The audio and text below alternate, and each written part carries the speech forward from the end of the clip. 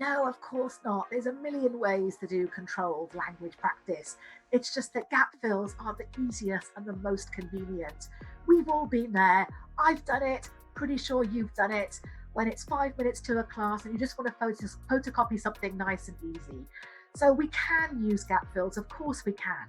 And this workshop will look at the reasons why gap fills are a good way to do language practice, but also introduce you to a few other methods of using controlled practice activities that maybe go away from the typical gap fill to make things a little tiny bit more interesting and meaningful for your learners.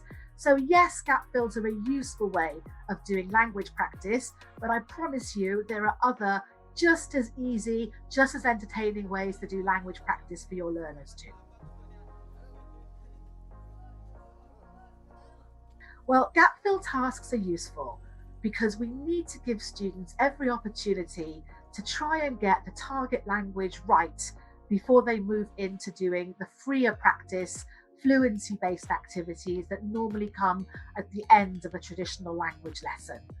The gap fills are really helpful in building the student's confidence using the form, which can be especially important if it's a tricky little structure like a second conditional or a third conditional, or even one of the perfect tenses, but have a lot of little bits and pieces.